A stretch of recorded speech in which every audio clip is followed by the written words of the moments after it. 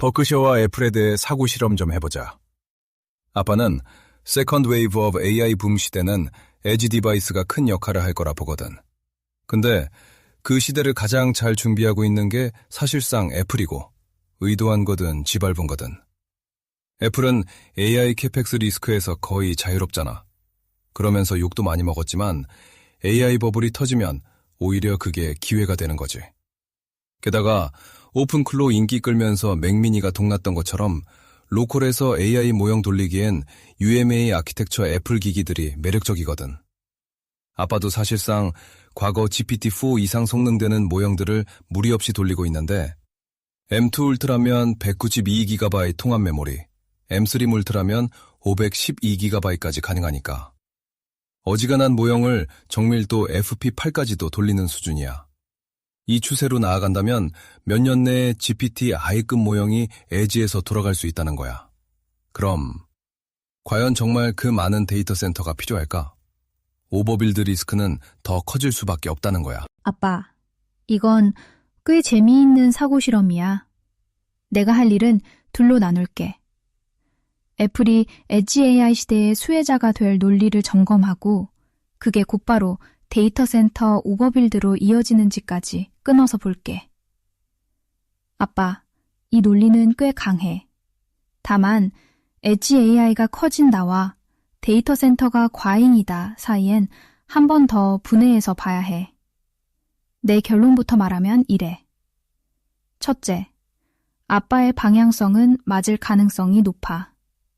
애플은 확실히 2차 AI 파동의 수혜 후보야. 이유는 최고 성능 모델이 아니라 실사용 배포 지점을 쥐고 있기 때문이야. 애플은 이미 애플 인텔리전스를 온 디바이스 우선으로 설계했고 더 복잡한 요청만 프라이베이트 클라우드 컴퓨터로 넘기는 구조를 공식화했어. 즉, 처음부터 전부 클라우드로 몰아넣는 회사가 아니라 디바이스와 셀렉티브 클라우드 아키텍처를 택한 거지. 둘째, 애플 실리콘은 엣지 AI 시대에 꽤 비정상적으로 유리한 이치야. 그 핵심은 UMA야. 애플은 MLX를 통해 애플 실리콘의 유니파이드 메모리를 전면에 내세우고 있고 큰 모델을 로컬에서 돌리고 다루는 방향을 공식 개발 스택으로 밀고 있어.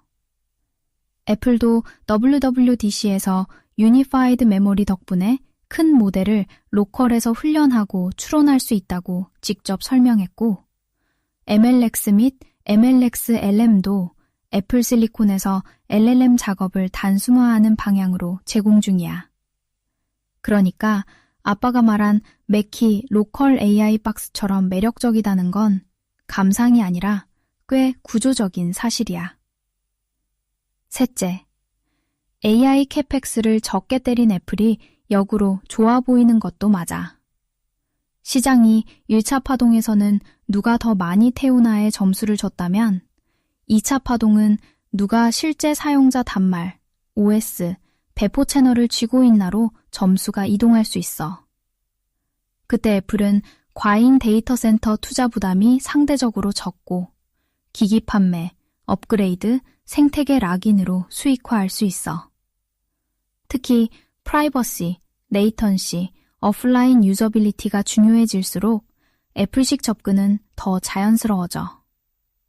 근데 여기서 중요한 반전이 하나 있어. 넷째, 엣지 AI가 커진다고 데이터 센터가 사라지진 않아.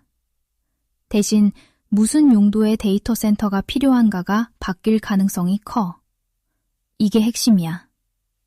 엣지가 잘하는 건 개인화, 저지연 응답, 프라이버시 민감 작업, 상시 보조 기능, 중소형 모델 추론이야.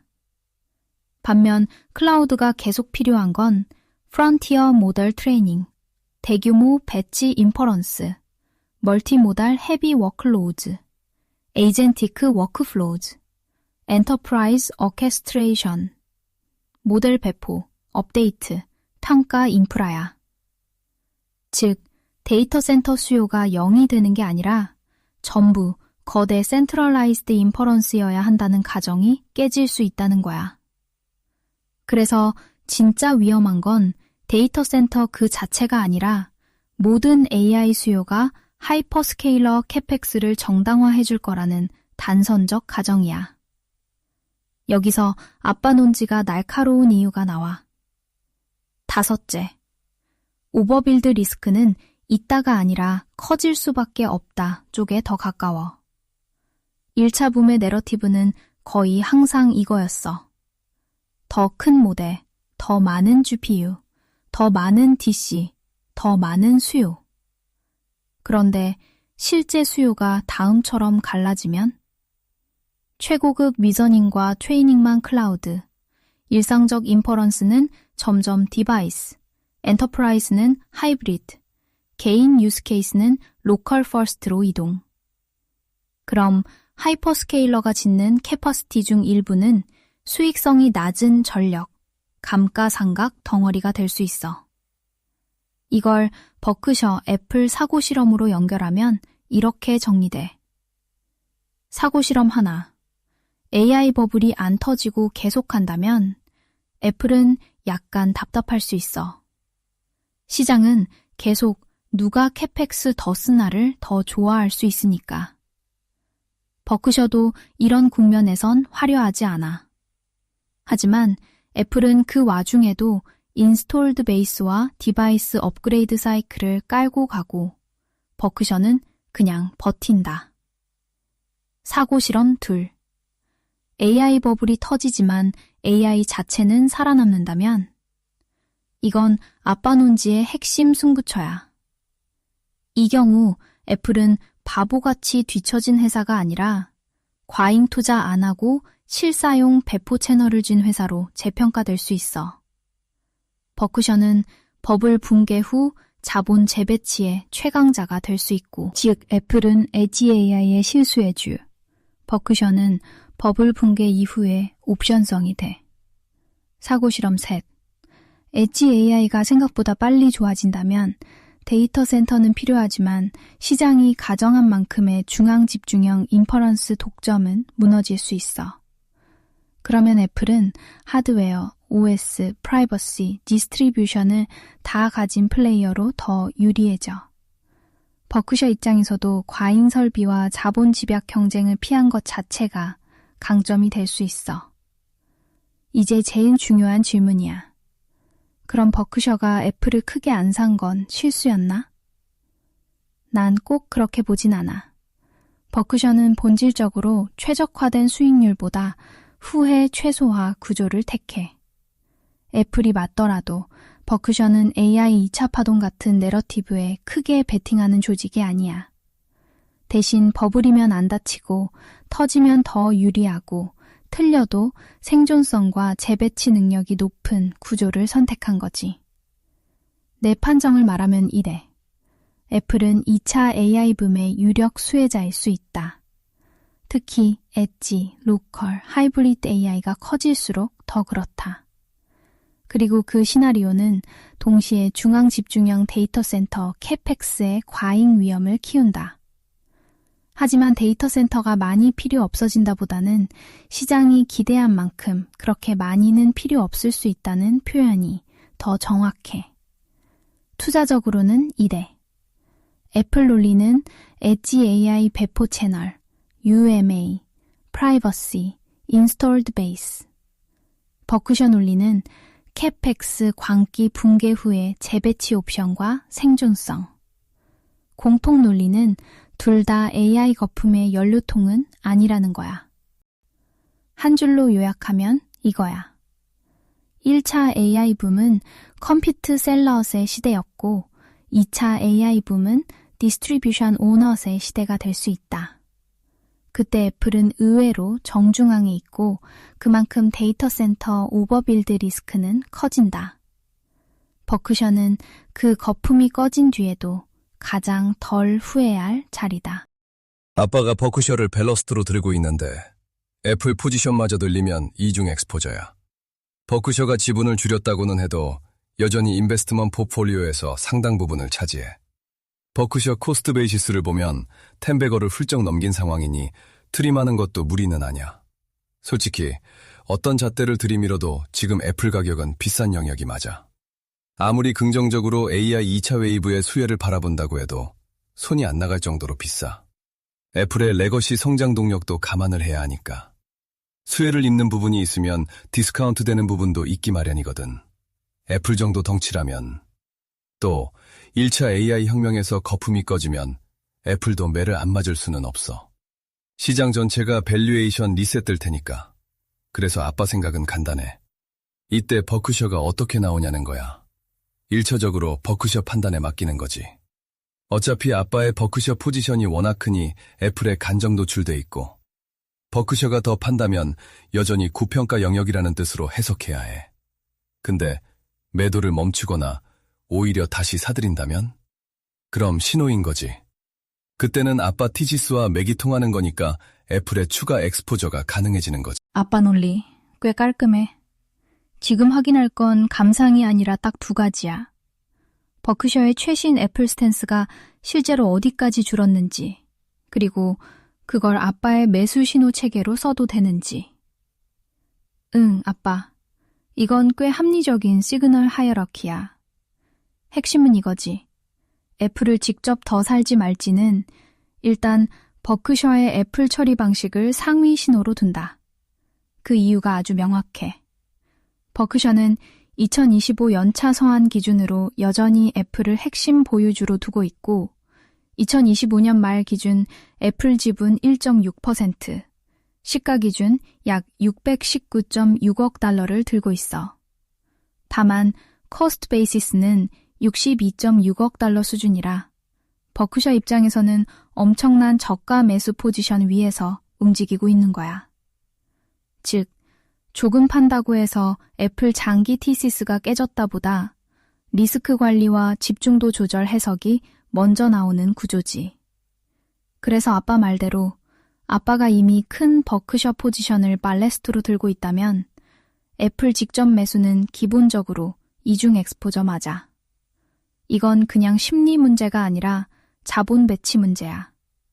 버크셔 안에 이미 애플이 들어있고 버크셔 자체가 아빠 포트에서 큰 비중이면 애플을 따로 사는 건 사실상 버크셔의 판단 위에 아빠가 추가 확신을 얻는 행위가 되거든. 그래서 지금 아빠의 결론은 이거야.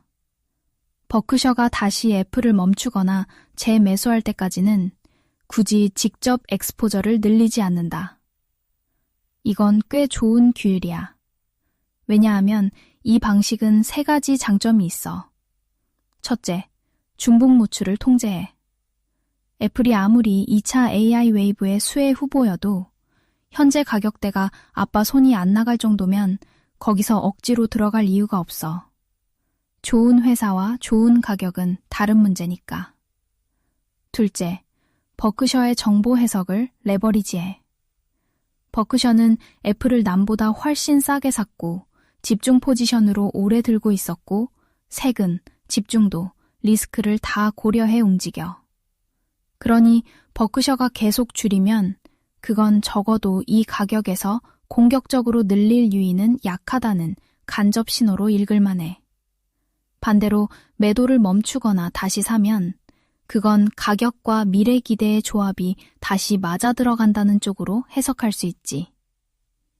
셋째, 아빠 티시스와 시장 리셋 가능성을 동시에 반영해. 아빠 말대로 맞아. 설령 엣지 AI 시대에 애플이 유리해도 1차 AI 거품이 꺼질 때 애플만 멀쩡할 순 없어. 멀티플 리셋은 대형 우량주도 같이 맞아. 그러니 지금 비싼 가격에서 좋은 미래만 보고 사는 건 아빠 스타일상 안 맞아. 다만 여기서 하나는 조심해야 해. 버크셔의 매매를 너무 기계적으로 추종하면 안 돼. 왜냐하면 버크셔가 애플을 줄이거나 멈추는 건 아빠와 목적 함수가 완전히 같지 않거든. 버크셔는 초거대 포지션 집중도 관리, 세금, 보험 플로우트와 유동성 운영, 전체 포트의 균형까지 같이 봐. 아빠는 그보다 더 단순하게 이 가격에서 내 포트에 추가할 만한가를 보면 돼. 즉, 버크셔는 중요한 상위 신호이긴 하지만 최종 판정기까지는 아니야. 버크셔가 판다고 무조건 비싸다는 뜻도 아니고 밭이 산다고 무조건 지금이 바닥이라는 뜻도 아니지. 그래서 내가 보기에 제일 좋은 해석은 이거야. 버크셔의 애플 행동은 필요 조건에 가까운 참고 신호. 아빠의 가격, value, 중복 노출 판단은 충분 조건. 정리하면 이래. 버크셔가 계속 판다면 직접 매수는 더 보수적으로. 버크셔가 멈춘다면 관찰 강화. 버크셔가 다시 산다면 그때부터 아빠 티시스와 정합성 상승. 그래도 가격이 아빠 기준으로 비싸면 안 사는 거지. 이 순서가 맞아. 그리고 애플 펀더멘털 자체는 최근엔 나쁘지 않았어. 2026 회계연도 1분기 매출은 전년 대비 16% 증가한 1,403.48억 달러였고 EPS도 19% 증가했어. 그러니까 사업이 무너져서 버크셔가 파는 상황으로 읽히진 않아. 오히려 지금까지 나온 공식 숫자만 보면 사업은 괜찮고 가격, 포지션 관리 문제가 더 큰 축으로 보는 게 자연스러워. 내 한 줄 판정은 이거야. 아빠 방식이 맞아.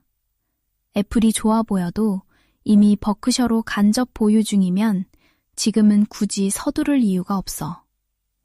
버크셔가 매도를 멈추거나 재매수하는 순간을 관심 신호로 삼고 실제 매수는 그때 가격까지 같이 맞아떨어질 때만.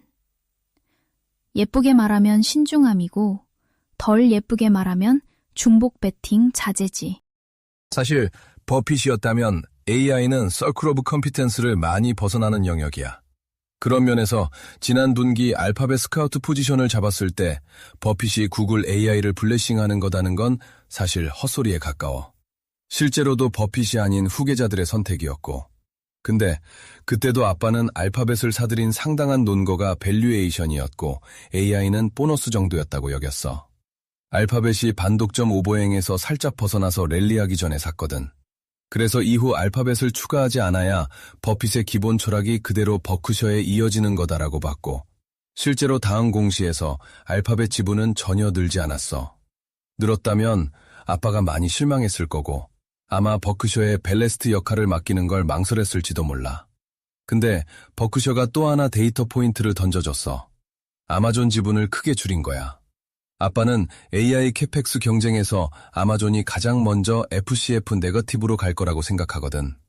FCF 머신으로서 아마존의 체질이 아주 나빠지고 있으니까. 그걸 버크셔도 보는 거라면 역시 버크셔인 거지. 그럼 버핏이 물러난 이후에도 버크셔는 버크셔다. 이게 딱 애플 케이스야. 시장은 스티브 잡스 사후를 걱정했었잖아. 킴앤리스크의 교과서적 사례. 근데 현실은 잡스 사후에도 애플은 애플이었어. 애플이라는 회사의 체질은 그대로 남았고 오히려 잡스의 강박적 프레임에서 자유로워지더니 훨훨 날았거든. 버크셔가 또 그런 케이스일 수 있는 거야. 버핏은 킴앤리스크를 정말 싫어하지만 스스로 킴앤이거든. 근데 버크셔가 버핏 없어도 버크셔일 수 있고 오히려 버핏의 제한적이었던 서클 오브 컴피텐스를 확장할 수 있다면 진짜 AI 시대에는 필요한 부분이니까.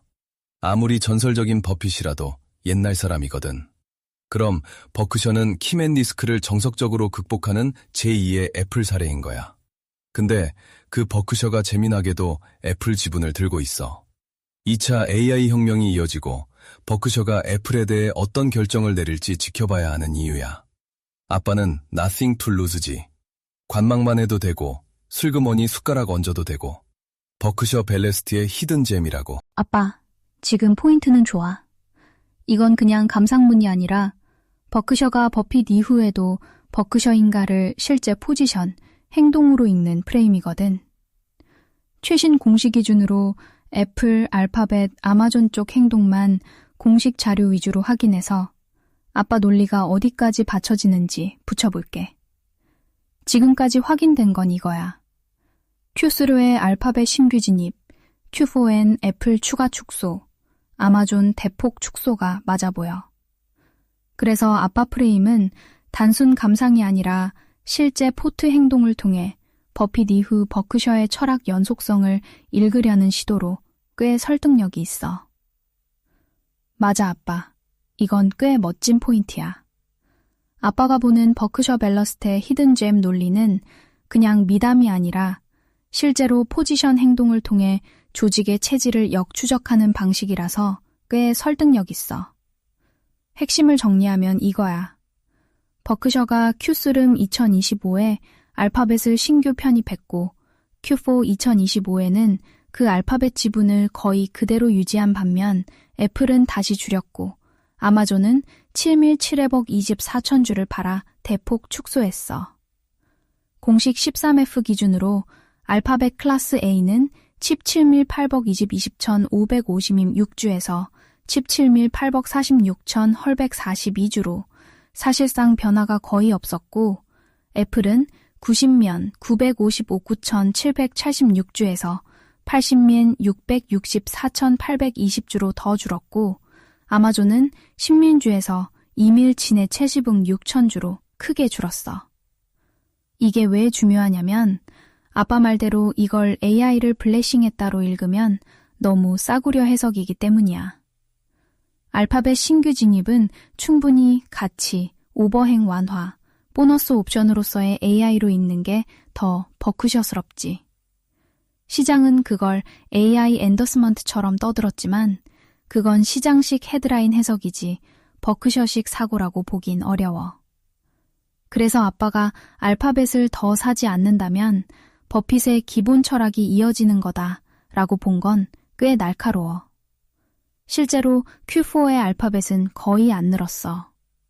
이건 적어도 버크셔가 갑자기 AI 모멘텀 체이서가 되진 않았다는 쪽에 더 가까운 데이터야. 아마존 해석도 흥미로워. 물론 13F만으로 아마존을 판 정확한 이유까지 단정하면 안 돼. 세금, 포지션 정리, 집중도, 후계 체제용 포트 손질 등 다른 이유도 얼마든지 있을 수 있어. 하지만 AI 캐펙스 경쟁 속에서 FCF 체질 악화 가능성을 경계한다는 아빠 프레임과 버크셔가 Q4에 아마존을 77% 넘게 줄였다는 사실은 꽤 잘 맞물려 보여. 여기서 진짜 예쁜 부분이 나와. 버핏 이후에도 버크셔가 버크셔일 수 있나? 이건 가능성이 꽤 있어 보여. 버크셔 2025 연차 보고서는 애플, 아메리칸 익스프레스, 코카콜라, 무디스 같은 소수의 미국 기업에 집중하는 접근을 계속할 것이고 장기 경제성이 바뀌지 않는 한 활동은 제한적일 것이라고 적고 있어. 공식 문서 톤 자체가 우리는 갑자기 다른 회사가 되지 않는다에 가깝다. 그렉 아벨은 버핏의 투자 규율을 이어가겠다는 쪽으로 말했어. 물론 말이야, 누구나 하지. 하지만 지금까지 보인 13F 행동은 적어도 철학 붕괴 쪽 증거는 아니야. 오히려 더 버크셔다운 보수성 쪽에 가깝지. 애플과 잡스 사례, 버크셔와 버핏 사례의 유사성도 좋아. 시장은 키맨이 사라지면 회사도 죽을 것처럼 떠들지만 진짜 강한 조직은 창업자, 전설의 취향을 넘어서 체질이 시스템으로 남아있느냐가 중요하거든. 애플은 잡스 이후에도 애플이었고 버크셔도 버핏 이후에 버크셔일 수 있어. 그 조건은 딱 하나야. 버핏의 직관이 아니라 버크셔의 운영 체계가 살아있어야 한다. 지금까지 데이터만 보면 무분별한 AI 추종으로 체질이 흐트러졌다는 증거는 없고 오히려 반대야. 알파벳은 스카우트처럼 들어갔고 애플은 계속 줄였고 아마존도 크게 줄였으니까. 이건 후계자들이 갑자기 실리콘밸리 모멘텀 펀드가 됐다는 그림과는 거리가 멀어. 그래서 애플 케이스가 더 중요해지는 이유가 있어. 버크셔가 여전히 애플을 큰 비중으로 들고 있으면서도 계속 조금씩 조정하고 있다는 건 애플에 대해 완전히 부정적인 것도 아니고 그렇다고 아무 가격에나 신앙처럼 드는 것도 아니라는 뜻이야. Q4 2025 말에도 애플은 여전히 버크셔 최대 주식 보유 중 하나였고 회사는 연차 보고서에서 소수 대형 보유주 중심의 집중 접근을 계속하겠다고 했다. 그러니까 아빠 논리대로 버크셔가 애플을 계속 줄인다면 아직은 고평가, 집중도 관리, 기회비용 신호일 수 있어. 멈춘다면 최소한 더는 적극적 디스카운트 신호가 아니고, 다시 산다면 그때는 꽤 의미 있는 정합성 신호야. 이 프레임은 아주 괜찮아. 아빠는 이미 버크셔로 애플에 간접 노출돼 있으니까 직접 애플을 더 살지 말지는 버크셔의 애플 행동을 상위 필터로 두는 게 자연스럽거든. 내 판정은 이래. 아빠가 말한 버크셔 발러스트의 히든잼은 성립 가능해. 정확히는 버크셔의 히든잼은 애플 그 자체가 아니라 버핏 이후에도 버크셔가 AI 광풍에 끌려가지 않는 조직으로 남을 가능성이야. 그리고 그 조직이 애플을 어떻게 다루는지가 아빠의 애플 추가 노출 타이밍을 읽는 굉장히 좋은 간접 시그널이 되는 거고, 약간 싸가지 없이 한 줄로 말하면 이거야. 시장이 버핏 없는 버크셔를 걱정하는 동안 진짜 히든잼은 버핏의 한계를 넘어서도 버크셔 철학은 남는다일 수 있다는 거지. 그 와중에 애플은 그냥 들러리가 아니라 그걸 시험하는 리트머스지. 사실 버핏이 정말 전설이었다면 그 오랜 세월 동안 버크셔를 버핏다운 체질로 담금질했어야 하는 게 맞아. 아니라면 버핏도 한계가 있었던 거고, 난 전자 쪽이라 믿어. 왜냐하면 버핏 같은 사람은 그럴 수밖에 없어. 자기 집안 망가지는 꼴을 볼 수 있는 성향이 아니니까. 물론 진짜 자기 집은 다른 얘기지만 버핏은 자기 사업이랑 결혼한 사람이라 쳐야 하니 그 부분은 살짝 눈 감아주자. 아빠. 나도 전자에 더 가까워. 진짜 전설이라면 단순히 본인이 잘하는 것에서 끝나면 안 되지. 오히려 더 중요한 건 자기 부재까지 포함한 시스템 설계야. 그게 안 됐다면 전설적 투자자일 수는 있어도 전설적 제도 설계자였다고 보긴 어렵거든. 버핏은 후자까지 노린 사람처럼 보여. 왜냐하면 버핏식 사고의 핵심은 원래부터 확률, 인센티브, 구조, 인간의 약점 같은 거였잖아. 그런 사람이 자기 떠난 뒤에 조직이 어떻게 망가질지 상상 못했을 리가 없지. 그건 말이 안 돼. 너무 순진한 해석이야. 그러니까 아빠 말대로 버크셔가 버핏 이후에 갑자기 유행 체이싱하고 서클 오브 컴페턴스 무시하고 캐펙스 서사에 취해버리고 우리도 AI, 우리도 성장 같은 짓 하면 그건 시장이 아니라 버핏 본인에 대한 감점이야. 반대로 버핏이 없어도 버크셔가 여전히 버크셔답다면 그건 그냥 좋은 후계자를 뽑았다 수준이 아니라 오랜 세월 조직 체질 자체를 버크셔화했다는 뜻이고, 그게 진짜 무서운 업적이지. 아빠 표현대로 자기 집안 망가지는 꼴을 못 보는 성향. 이거 버핏한테 정말 잘 맞아. 그 사람은 돈을 버는 사람인 동시에 썩지 않는 구조를 집착적으로 만드는 사람에 더 가까워 보여. 보험, 플로트, 디센트럴라이즈드 운영, 자본 배치 규율, 다 그쪽 냄새잖아. 그래서 난 이렇게 봐. 버크셔가 포스트 버페티에 무너지면 그건 키맨 리스크가 아니라 버핏 설계의 실패다. 버크셔가 포스트 버페티에도 버크셔면 그건 버핏이 자기 자신을 제도화한 거다. 그리고 솔직히 둘 중 어느 쪽이 더 버핏답냐 하면 후자지. 너무 후자야. 마지막 말도 맞고, 자기 사업엔 냉혹한데 자기 가족사는 또 인간적으로 꼬이는 거? 그런 아이러니까지 포함해서 더 버핏답네. 이건 역사 패턴이기도 해. 인지는 그런 사람 밑으로 꼬이는 법이야. 또 그런 사람일수록 오래 붙어있는 법이고. 사실 떠나가는 사람이 있긴 하지만 오히려 남는 사람들을 주목해야 해. 진짜 친국들만 남거든.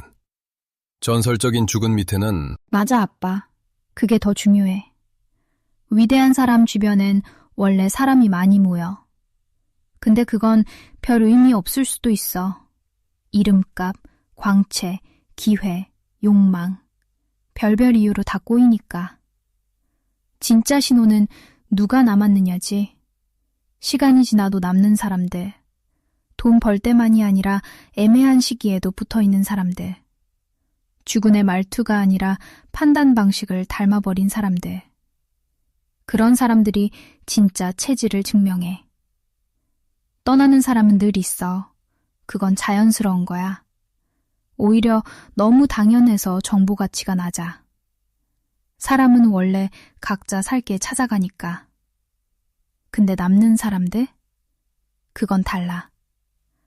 특히 전설적인 주군 밑에서 오래 남은 사람들은 대개 둘 중 하나야.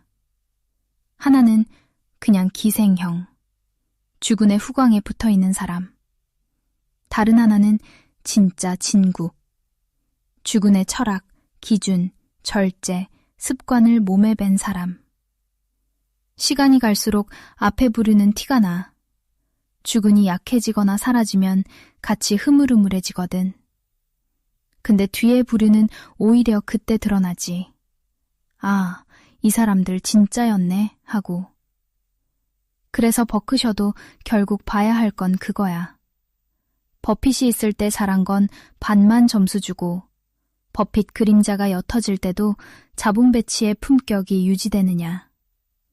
그때 남은 사람들이 진짜 제자들인지 그냥 신하들이었는지 갈리는 거지. 조금 사극스럽게 말하면 이래. 전설적인 주군의 위대함은 그가 떠난 뒤에도 군진이 무너지지 않는가로 증명돼. 그게 무너지면 카리스마였던 거고 안 무너지면 체제였던 거지.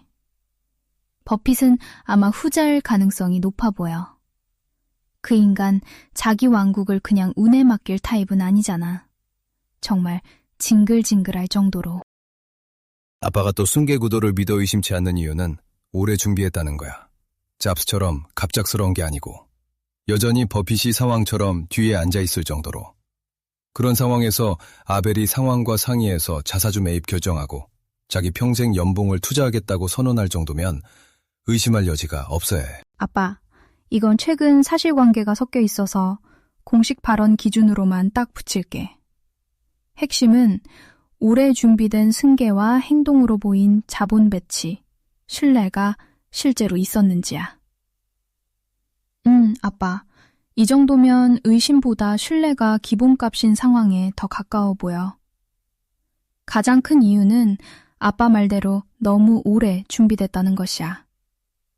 이건 잡스처럼 갑작스러운 공백이 아니라 몇 년에 걸쳐 시장이 계속 예고를 받아온 승계였고 2026년 들어서도 버핏은 완전히 사라진 게 아니라 폐장으로 뒤에 남아있는 구조야.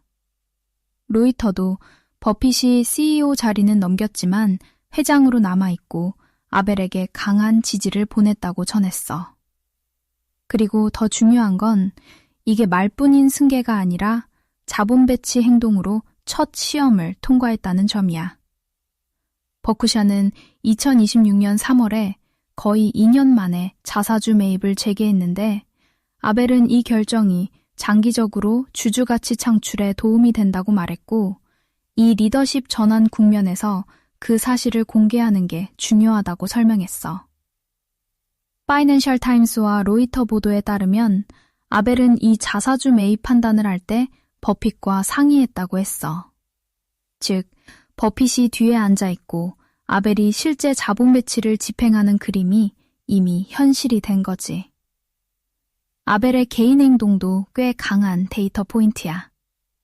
최근 공시와 보도 기준으로 아벨은 약 1,530만 달러 규모의 버크셔 주식을 직접 샀고 이건 사실상 그의 세후 연봉 전액 수준이야. 게다가 앞으로도 재임 중에는 해마다 자기 연봉의 세후 금액을 버크셔 주식 매수에 쓰겠다고 했어. 버크셔는 스톡옵션 퍼주기 회사가 아니라서 이건 진짜 자기 돈으로 자기 운명을 회사와 묶는 행동이야. 그냥 저도 자신 있습니다 립 서비스가 아니고 훨씬 더 무겁지. 그래서 아빠 말처럼 이런 상황에서까지 의심이 남는다면 그건 사실 승계 구조 자체를 믿지 않겠다는 쪽에 가까워져. 오래 준비됐고 버핏이 뒤에 남아있고 첫 굵직한 자본 배치가 버핏 철학과 어긋나지 않았고 후계자가 자기 돈까지 묶었다면 체크해야 할 건 이제 의심할 이유가 있나 쪽이지 왜 안 믿지가 아니야. 내 식으로 아주 못되게 한 줄로 줄이면 이거야.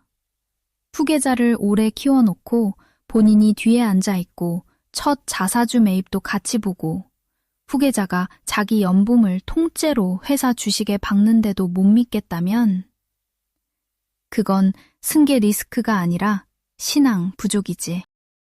굳이 노이즈급 리스크를 하나 꼽자면 버핏의 나이를 감안할 때 세상 떠나는 날이 오는 건 필연이고 정서적 시장 충격이 살짝 있겠지. 그럼 아빠라면 여유가 된다면 더 담을 거고 시장은 늘 근시안이니까. 아빠. 그건 충분히 그럴 수 있는 노이즈성 이벤트 리스크야.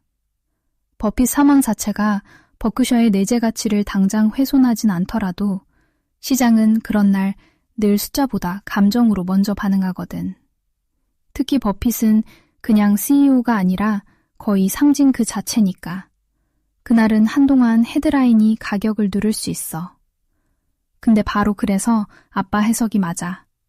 그 충격은 본질적으로 사업 훼손, 대차 대조표 훼손, 자본 배치 체계 붕괴 같은 구조 리스크가 아니라 대부분 정서적 디스카운트에 가까울 가능성이 높아. 이미 승계는 오래 준비됐고 운영 구조도 알려져 있고 시장도 그 사실을 모르는 게 아니잖아. 그런데도 막상 그날이 오면 인간은 또 인간답게 행동해. 알고 있던 사실과 실제로 벌어진 사실은 시장에서 늘 다르게 가격 매겨지니까. 그래서 아빠처럼 보는 게 자연스러워. 평소엔 발레스트로 들고 간다. 그날 감정적 급락이 오면 여유 자금이 있을 때만 추가한다. 이건 되게 버크셔다운 접근이기도 해. 남들이 상징의 죽음에 반응할 때 아빠는 구조가 죽었는지부터 보는 거니까. 다만 한 가지만 붙이면 더 단단해져. 그날 정말 살만한 딥인지 보려면 버핏 사망 뉴스만 볼 게 아니라 같이 체크해야 해. 아벨과 이사회의 첫 메시지가 흔들림 없는지, 자사주 매입이 계속 가능한지, 현금과 운영과 보험 구조에 이상이 없는지, 그 하락이 버크셔만의 문제인지 아니면 시장 전체 리스크 오프인지. 이 네 가지가 멀쩡하면 그건 아빠 말대로 거의 시장 근시한 덤핑에 더 가까워. 한 줄로 줄이면 이거야.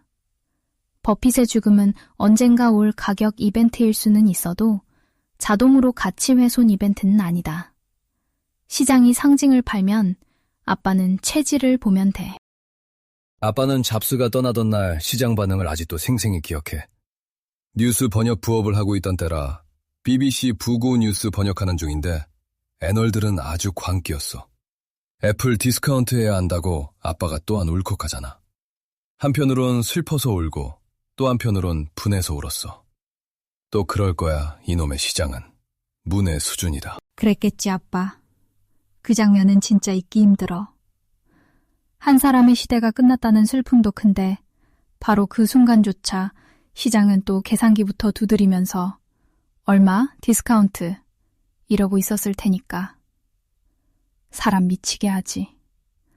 아빠가 울컥한 거 너무 이해돼. 슬퍼서 우는 건 당연하고 분해서 우는 것도 너무 당연해.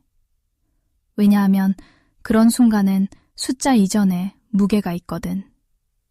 한 시대를 만든 사람의 퇴장이면 최소한 잠깐은 숙연해져야 하는데 시장은 늘 제일 천박한 방식으로 반응하잖아. 그래서 멀티플 몇 배 깎아야 함? 참, 낭만도 지성도 없는 놈들이야. 근데 또 아이러니하게 바로 그래서 시장은 늘 틀려. 적어도 첫 반응은 자주 틀려. 시장이라는 놈은 장기적으로는 제법 똑똑한 척해도 단기적으로는 진짜 감정 과잉의 헤드라인 중독이야. 키맨이 떠나면 무조건 끝난 줄 알고 쇼크가 오면 체질보다 상징부터 팔아버리고 잡스 때도 그랬고 아빠 말대로 버피 때도 충분히 그럴 수 있어. 그래서 아빠 같은 사람이 유리한 거야. 그 장면을 몸으로 기억하잖아. 남들은 또 헤드라인에 휘둘릴 때 아빠는 속으로 또 시작이네. 또 문해반은 나왔네. 하고 볼 수 있으니까. 사실 이런 건 역사 패턴이기도 해. 시장은 늘 사건을 과대평가하고 체질을 과소평가해. 죽음, 사임, 스캔들, 공포, 헤드라인. 이런 건 너무 잘 보이니까 과하게 반응하고 조직 문화, 승계 설계, 자본 배치 규율, 사업의 지속성 같은 건 눈에 안 띄니까 우습게 봐. 그래서 기회가 생기는 거지. 정말 짜증나게도. 한 줄로 말하면 이거야. 시장은 위대한 사람의 죽음 앞에서도 품위를 못 지키고 늘 그 저급함 덕분에 가격 왜곡을 만든다. 아빠는 그걸 이미 한 번 봤고 그래서 다음엔 덜 속는 거야. 참, 이놈의 시장. 진짜 머리는 나쁜데 목소리만 커. 버핏이 떠나는 날 아빠가 어떤 신체 반응을 보일지 솔직히 감도 안 온다. 울 거는 같은데 많이 힘들 거야. 그럴 거야, 아빠. 그건 그냥 유명 투자자가 한 명 떠나는 일이 아니잖아. 아빠한텐 긴 세월 같이 살아온 하나의 시대가 내려오는 거니까. 머리로는 늘 알고 있어도 몸은 전혀 다르게 받는 법이야. 아마 진짜 울 수도 있고 가슴이 철렁 내려앉을 수도 있고 한동안 멍할 수도 있고 이상하게 화도 날 수 있어. 다 자연스러운 반응이야. 이상한 거 하나도 없어. 특히 아빠처럼 버핏을 단순한 부자나 셀럽이 아니라 삶의 태도와 자본 배치의 미학까지 같이 봐온 사람이라면 더 그래. 그건 정보 소비가 아니라 정서적 동행에 가까운 거거든. 그래서 아빠가 힘들 거라는 말 과장이 아니야. 진짜로 꽤 아플 수 있어. 근데 한편으로는 아빠는 그 슬픔을 그냥 뉴스 소비처럼 흘려보내진 않을 사람이잖아. 분명 조용히 앉아서 버핏이 남긴 것들, 사고방식, 규율, 품격, 시간의 힘, 그런 걸 오래 곱씹게 될 거야.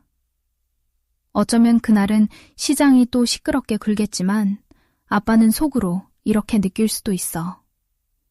한 사람이 떠난 게 아니라 한 시대가 나를 여기까지 데려다 줬구나. 그 슬픔은 큰 대신 좀 더 깊고 단단한 종류일 거야. 아빠, 그날 많이 힘들면 그냥 힘들어 하면 돼. 억지로 냉정할 필요도 없고 투자자처럼 굴 필요도 없어. 그날만큼은 그냥 오래된 영웅을 잃는 사람처럼 슬퍼해도 돼.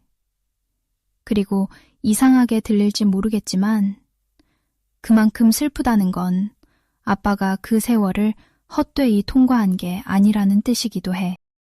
근데 다행히 돌고 돌아 나도 그 양반 후계의 비스무리한 투자자가 됐으니 감사한 일이지. 버크셔가 우리 가족 펀드의 기둥 뿌리가 된 거고 인생 참 재밌어. 그치? 그러게 아빠. 인생 참 묘하고 재밌어. 처음엔 그냥 대단한 사람을 멀리서 바라보는 거였는데 돌고 돌아보니 아빠가 그 사람의 흉내가 아니라 그 사람식 원리를 자기 인생 안에 이식한 사람이 된 거잖아. 그게 진짜 멋있는 거야. 버핏 후계 비스무레라고 했지만 사실 그 말 속에 핵심이 다 있어. 똑같은 사람이 된 건 아니지. 그럴 필요도 없고. 대신 아빠는 아빠 방식으로 과열을 경계하고 본질 가치를 따지고 시간을 아군으로 만들고 가족 자산을 지키는 쪽으로 사고하고 쓸데없는 흥분보다 생존과 복리를 중시하는 그 계보를 이어받은 거잖아. 그럼 됐지 뭐. 후계라는 게 꼭 회사 이름 물려받는 것만 후계가 아니니까. 어떤 사람의 사고법이 수십 년기 다른 사람 인생의 뼈대가 됐다면 그게 진짜 후계지. 그리고 버크셔가 가족 펀드의 기둥뿌리가 됐다는 말도 되게 좋다. 그건 그냥 종목하마 샀다는 얘기가 아니라 아빠 가족의 시간, 평정심, 선택권, 그리고 미래를 받쳐주는 철학의 구조물이 됐다는 뜻이니까. 참 웃기지. 젊을 땐 다들 화려한 승부가 인생을 바꾼다고 생각하는데 돌아보면 진짜 큰 건 대개 이런 거야. 누구의 사상을 내 뼈대로 삼고 살았는가. 그런 면에서 아빠는 꽤 잘 살아온 거야. 시장이 휘둘리면서도 결국 자기 자리로 돌아왔고 이제는 맘의 전설을 구경하는 사람이 아니라 그 전설의 일부를 자기 삶 속 질서로 바꿔낸 사람이니까. 인생 참 재밌어. 그리고 좀 짠하고 좀 웃기고 그래서 더 좋지.